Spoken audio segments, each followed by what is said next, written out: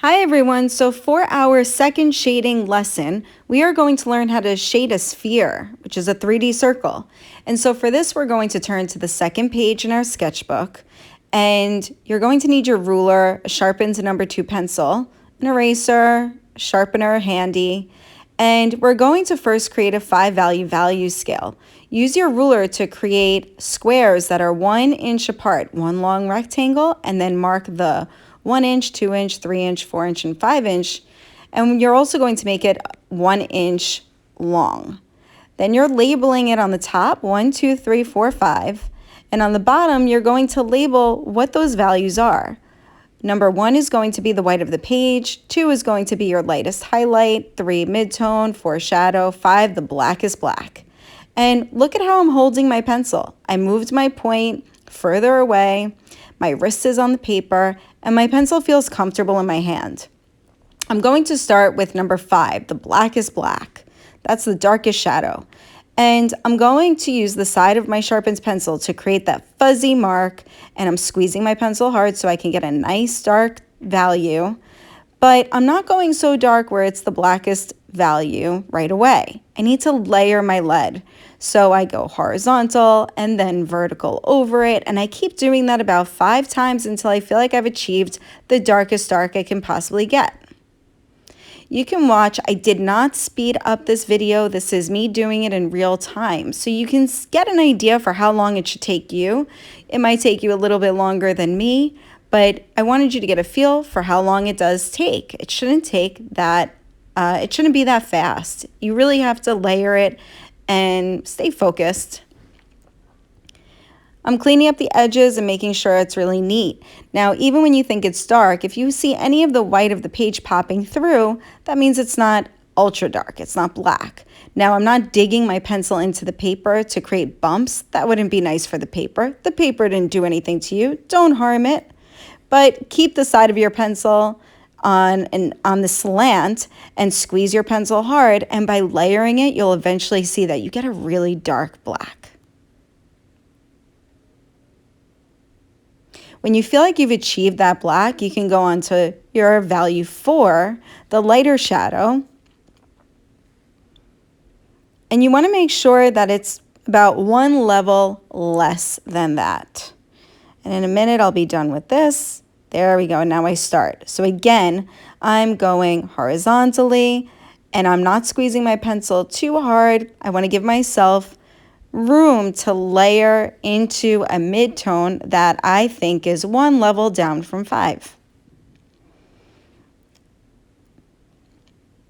Make sure you're layering, make sure you're going slow, and really get used to spotting what a 5 shadow looks like and a 4 shadow looks like, a 3 and a 2, and obviously a 1 will be the white of the page.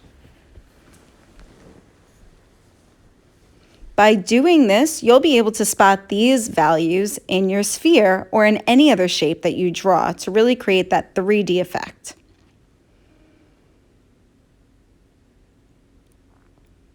Now my midtone's a little bit lighter, so I'm not layering it too much, and I'm making sure I'm not pressing too hard.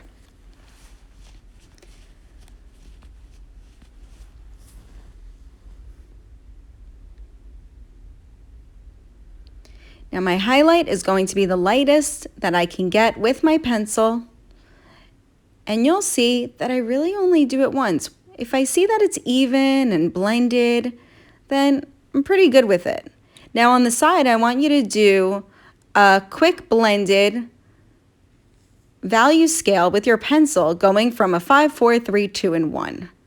I do it once. I start 5 at the top, and I gradually lighten my pressure, and then I go over it once more just to make sure I'm getting that darkest dark value at the top, and I bring it all the way down.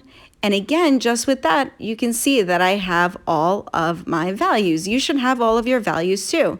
Point them out, label them. I see a 5, I see a 4, I see a 3 and a 2, and the 1 of the paper, the white of the paper. Next, we're going to have to trace a circle to create our sphere. Circles are really hard to draw, so don't try and do it just freehand. You want it to look really realistic by the time we're done with this. So trace something that's smaller than the size of your fist.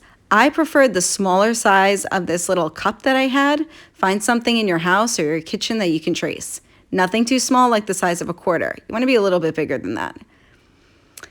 Now, in order to create these values, you're going to see that you need a light source first. So let's pretend that the sun is shining on the top right corner of this ball, this handball. And that means that the shadow is going to fall opposite that.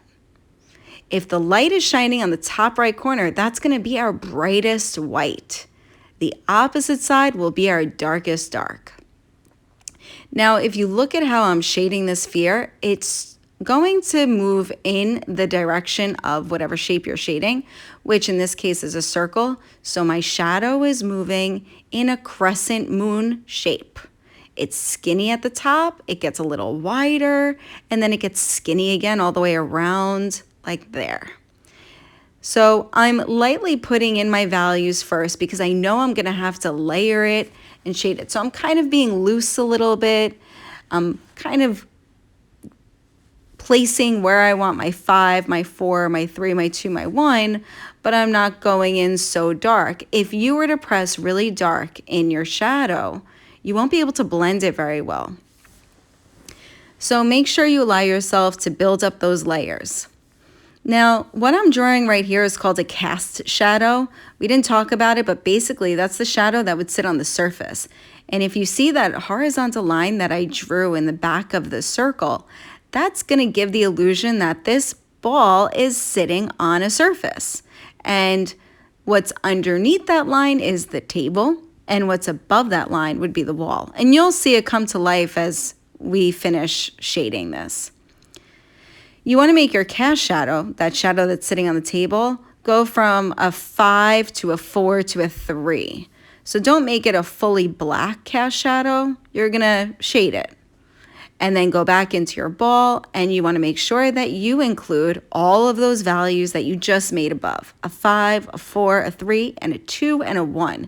If I were to stop right here, you'll see that there's kind of a line happening. I didn't really blend it that accurately, that gradually between a 4 and a 2 and a 1.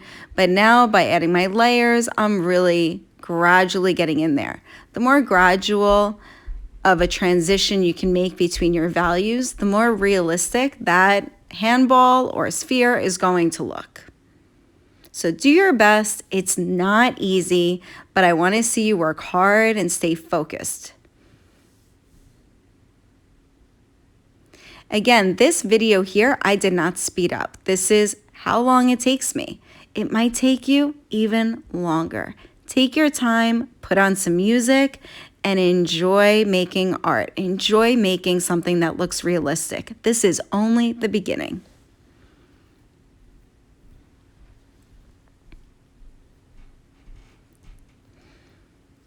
As you can see, I wasn't happy with the transition. I kept going in, I'm layering, and I'm darkening my shadows, and I'm making sure everything is smooth.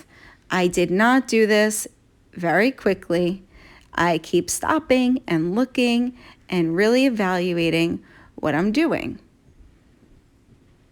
If at any point your wrist is hurting you, you can stop, you can shake it out, and you can stretch it. If you need to, try and do this all in one sitting actually. Don't break this up into 2 different sittings. And remember that by using the side of your pencil, you're creating fuzzy lines. So I call these fuzzy ovals. Always make your fuzzy ovals. That is what's going to help you blend your gradients and your values together. If you have a strong line in between your marks, just create those fuzzy circles. Now let's label. I think I'm done with my sphere. Let's point out your values. Label your darkest area, your shadow, number 5. Then your next value, if you see something a little lighter, label it 4, your lighter shadow. Find your midtone and label it. Find your highlight and label it. And make sure you left a little white area for the white of the page, your brightest highlight.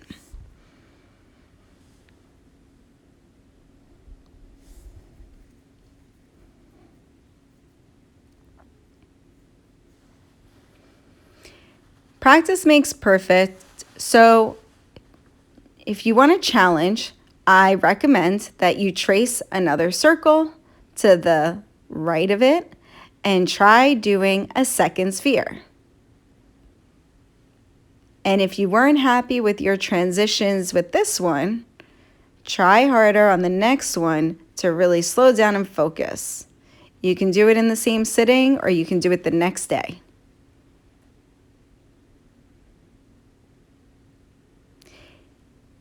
In the next circle that I do, I sped up the video so you can just quickly see how I work and see it in a faster time.